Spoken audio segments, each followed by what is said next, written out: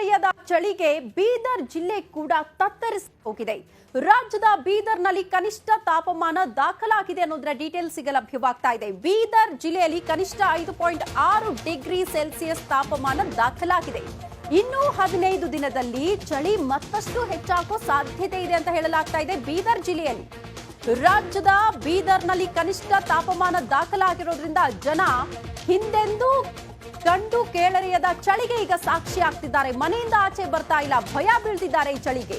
ಬೀದರ್ ಜಿಲ್ಲೆಯಲ್ಲಿ ಕನಿಷ್ಠ 5.6 degree Celsius ತಾಪಮಾನ ಸದ್ಯ ದಾಖಲಾಗಿರೋದು. ಇನ್ನು 15 ದಿನದಲ್ಲಿ ಮತ್ತೆ ಚಳಿ ಹೆಚ್ಚಾಗೋ ಸಾಧ್ಯತೆ ಇದೆ ಅಂತ ಹೇಳಲಾಗ್ತಾ ಇದೆ.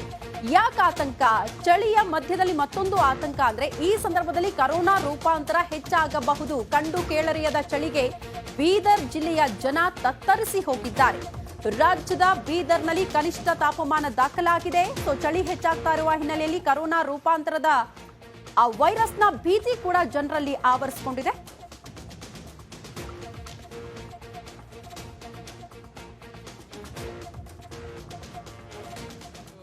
ಮನ್ಯಾಗ ಇರ್ಲತ್ತೀವಿ. ಈಗ ಹೊಲಕ್ಕ ದೊಡ್ಡದಳ ಬಿತ್ತಿದೇವು, ಹಂದಿಗಳು ತಿನ್ಲತ್ತಾವಂತ ಹೋಗೋದಿತ್ತು. ಬಟ್ ಈಗ ಚಳಿಲಿಂದ ಹೋಗೋದಾಗಲ್ಲ ಹೊಂಟದ.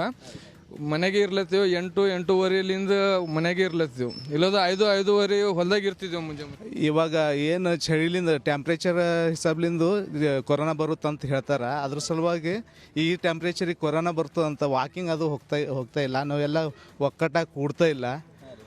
ಅದು ಎಲ್ಲ ಸಮಸ್ಯೆ ಆಗ್ತಾ ಇದೆ. ಈಗ 10-15 ದಿವಸ ಆಯಿತು ರೆಗ್ಯುಲರ್ ಆಗಿ ಚಳಿ ಅದು. ಚಳಿಲಿಂದು ನಮ್ಮ ಸಮಸ್ಯೆ ಪ್ರಕಾರ ಅಂದ್ರೆ ಇದು ಕಡ್ಡಿ ಅದ, ತೊಗರಿ ಅದ, ಇವು ಎಲ್ಲ ಹೂವುಗಳು ಎಲ್ಲ ಈ ಚಳಿಗಳು ಬೀಳ್ತಾವ. ಜ್ವಾಳ ಅದ, ಸುಳಿ ಸಾಯ್ತಾವ, ಹುಳು ಐತಾವ. ಅದ್ರ ಬಗ್ಗೆದಾಗ ಹಿಂಗೆ ನಮಗೆ ಜರ ಭಾಳ ಇದು ನಡೆದು ಇದರ್ಲಿಂದ ನಾವು ಹೋಯ್ತಾನೆ ಇಲ್ಲ ಹೊರಗಡೆ ಹೊಲಕ್ಕೆ. ಮಸ್ಕಿನಾಗ ಎದ್ದು ಕಸಿ ಹೋಗೋರು ನಾವು, ರಾತ್ರಿ ಹೊಲದಾಗ ಇರೋರು. ಅದ್ರ ಬಗ್ಗೆದಾಗ ಈಗ ಚಳಿಲಿಂದ ನಾವು ಹೊರಗೆ ಬರ್ತಾ ಇಲ್ಲ.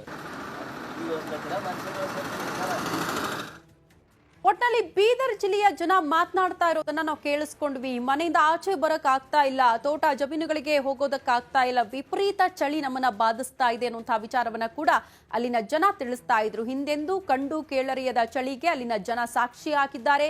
ಮತ್ತೊಂದು ಆತಂಕ ಅವ್ರನ್ನ ಕಾಡ್ತಾ ಇರೋದು ಅಂದ್ರೆ ಈ ಕರೋನಾ ವೈರಸ್ನ ಹಾವಳಿ ಜಾಸ್ತಿ ಆಗಬಹುದು, ರೂಪಾಂತರದ ವೈರಸ್ನ ಹಾವಳಿ ಜಾಸ್ತಿ ಆಗಬಹುದು ಅಂತ ತಜ್ಞರು ಹೇಳಿರೋದ್ರಿಂದ ಜನ ಕೂಡ ಇದರಿಂದ ಆತಂಕಕ್ಕೊಳಪಟ್ಟಿದ್ದಾರೆ.